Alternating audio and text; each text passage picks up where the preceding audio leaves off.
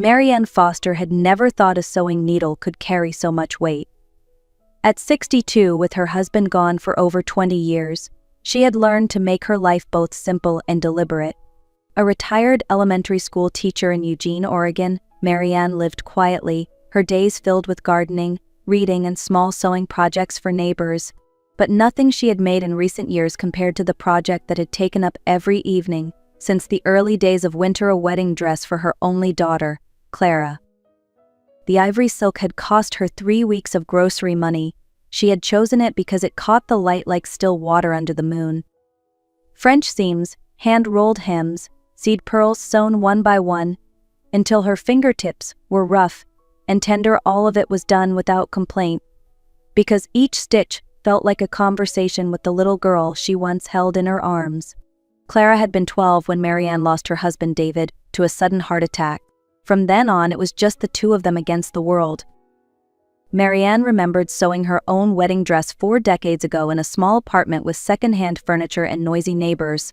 Her mother had taught her how to preserve fine fabrics by wrapping them in acid-free tissue, and Marianne intended to do the same for Clara. It was more than tradition. It was an act of love she could hold in her hands. As she laid the finished gown across the dining table, the pearls caught the morning sunlight in tiny bursts. She ran her fingers down the bodice, feeling the strength of the invisible stitches that would hold through decades if cared for properly. This was not just a garment, it was a love letter written in thread and fabric. Today Clara would see it for the first time. Marianne imagined her daughter's face lighting up, the way it used to when she unwrapped birthday gifts. She pictured Clara running her hands over the silk, marveling at the details, perhaps even tearing up at the thought of wearing something made by her mother's hands. That image had kept Marianne going through late nights and tired eyes. It was the moment she had been dreaming about for 6 months. She slipped the dress into its garment bag, careful not to catch the lace, and took one last look at the dining table. Empty now but full in spirit. The dress was ready, so was she. The Fairmont Regency Hotel stood like a palace against the gray Oregon sky, all gleaming stone and polished brass. Marianne pulled into the valet line, feeling the kind of unease that came from stepping into a world she didn't belong to. The parking fee alone was more than she spent on groceries in a week. But this was Clara's wedding day, or at least the day before, and Marianne had told herself she could blend in for a few hours. Inside the bridal suite, the air buzzed with expensive perfume and a quiet urgency. Amanda Keene, Clara's future mother-in-law, was at the center of it all, directing a small army of stylists, photographers, and florists as if she were conducting a symphony. Her every gesture was sharp, efficient, and rehearsed. Clara sat in front of a wide vanity, her hair being coaxed into glossy perfection by a stylist whose scissors gleamed like surgical tools. Layers of makeup were applied by another professional, each brushstroke erasing the freckles Marianne remembered from her daughter's childhood. She looked beautiful, yes, but not entirely like herself. "Mom, you're here," Clara said, her voice polite but distracted. "We're almost ready for the dress." Marianne smiled, lifting the garment bag with both hands as if it were a sacred object. She unzipped it slowly, letting the silk catch the room's soft lighting. For a moment, the chatter died. Even Amanda's clipboard lowered an inch. Then Amanda stepped forward, her gaze scanning the gown like a jeweler appraising a flawed diamond. "Oh, the dress you made," she said, her tone carrying the weight of something she wished she didn't have to acknowledge. "How thoughtful." Marianne's hands hesitated at the hanger. Thoughtful. The word landed like a pebble in her stomach. "It's very handmade," Amanda continued, lips curling into something that might have been a smile. "Quite rustic." Rustic. 6 months of work, dismissed in a single breath. Clara's eyes darted between Amanda and the dress. "Mom, maybe we should go with the other option," she said softly. "The Vera Wang from the boutique. It's more fitting for the venue." Marianne folded the dress back into its tissue paper, each movement precise, the way she'd learned to handle delicate things. "Of course," she said evenly, "whatever makes you happy." As she stepped into the hallway, the door behind her remained ajar, just enough for voices to spill through. "Thank God you came to your senses," Amanda said. "Can you imagine the photographs? People would wonder where on earth that dress came from." Clara laughed lightly. "If anyone asks, I'll just say it didn't fit. It looks like something from a thrift store anyway." The word struck harder than Marianne expected. She clutched the garment bag to her chest, feeling something inside her shift, not break, but change forever. Marianne drove home with the dress, lying across the back seat like a sleeping child. The hum of the highway was steady, but her thoughts refused to settle. By the time she unlocked her front door, the shock had cooled into something quieter, clear, cold understanding. She spread the gown across her dining table once more, smoothing the silk with hands that remembered every hour spent making it.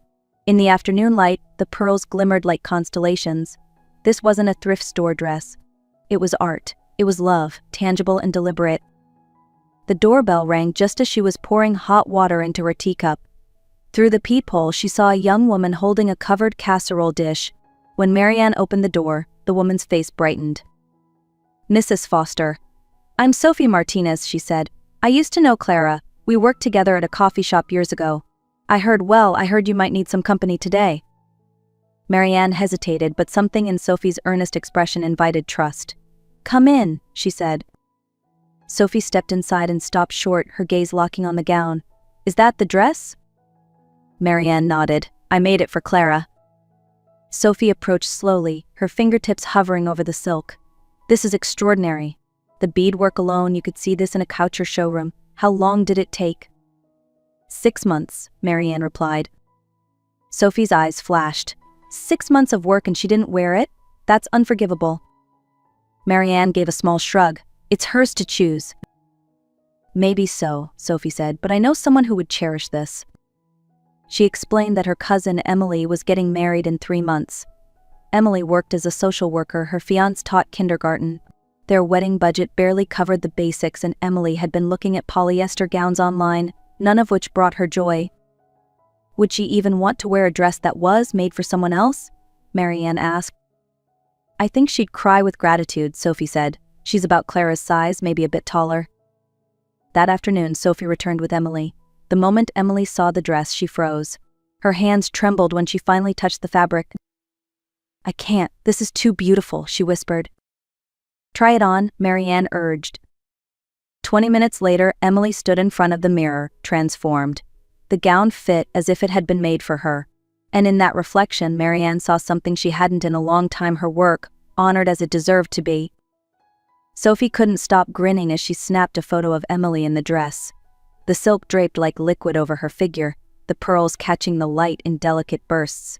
Emily's smile was radiant, her posture changed, she carried herself like a bride in the middle of a fairy tale. "This has to be shared," Sophie said, already pulling out her phone. "I'm not sure that's," Marianne began, but Sophie was already typing a caption. "When your cousin can't afford couture and your friend's mom happens to be a hidden master seamstress," it read. This gown was hand-sewn over 6 months by Marianne Foster, a retired teacher with a gift the world should see. She added a few hashtags: handmade couture, real women wear, and hit post. At first, it was just Sophie's circle of friends reacting, but within an hour, comments began to pour in. People wanted to know if Marianne took commissions. Brides-to-be were tagging friends, asking, "Can we find her?"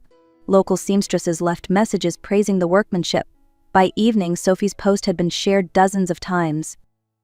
By the next morning, it had reached more than 1,000 views. 3 days later, Marianne's phone rang. The caller introduced herself as a reporter from a Portland news station. She'd seen the photo and wanted to feature Marianne in a segment about local artisans. Marianne hesitated. "I don't really do interviews." "Mrs. Foster," the reporter said, "I've been covering style for 20 years. That gown is museum quality. People should know about your work." That night, Sophie came over with takeout and an idea. "You should start a business," she said between bites of pad thai. "Custom dresses for real women, not just runway models or people with unlimited budgets." Marianne laughed, shaking her head. "I wouldn't even know where to start." "I would," Sophie replied. "I studied fashion design for a year before life got in the way. I know the suppliers, the process, the people. You've got the skill, I've got the hustle." Marianne thought of her tidy but quiet home, the long evenings spent alone, the years of making herself small to fit other people's expectations. The idea of building something new at her age felt daring, maybe even reckless. But the alternative was to keep folding herself into smaller and smaller spaces. "What would we call it?" she asked. Sophie's smile widened. "Silver thread atelier. It sounds like exactly what you do, weaving beauty into something lasting." Marianne rolled the name on her tongue. It felt right. In that moment, she realized she'd already made her choice. 3 months later, the once quiet dining room where Marianne had laid out Clara's dress was now a bustling studio. Bolts of silk leaned in the corner. Patterned pieces hung on the wall. The steady hum of a sewing machine filled the air like music. Silver Thread Atelier had a waiting list that stretched into the summer. Brides came in with photographs and dreams and left with something made exactly for them. Women planning milestone anniversaries, retirement galas, even a few theatrical costumes, they all wanted the touch of Marianne's needle. Sophie managed the business side with relentless energy. She set up a simple website, handled scheduling, and even convinced a local photographer to do a free shoot in exchange for credits. Word spread quickly.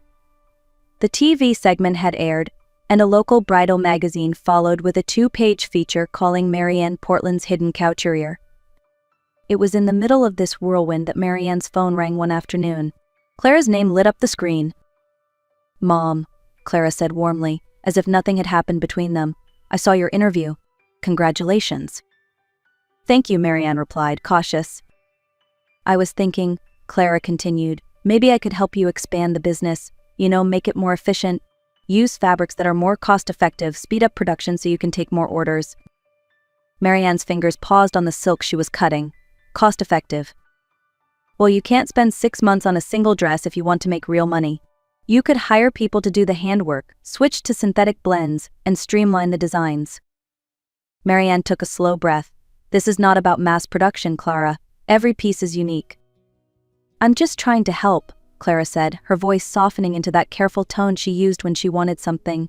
"Mark knows about scaling artisan businesses. He could give you some pointers."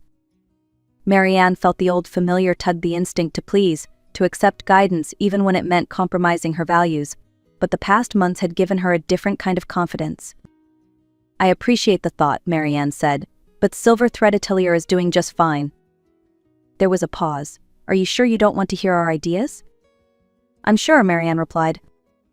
After she hung up, Marianne stood for a moment in the quiet studio. The shelves of fabric, the soft light from the window, the half-finished gown on the dress form, all of it reminded her that this space and this work was hers. And she wasn't about to let anyone redefine it for her.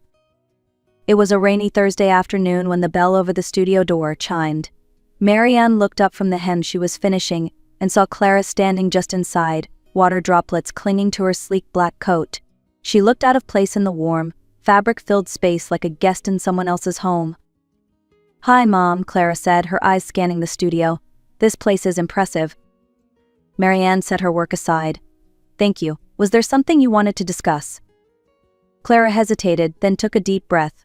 "I spoke with a documentary filmmaker who's doing a piece on you." I told her we'd reconciled, that we're closer than ever.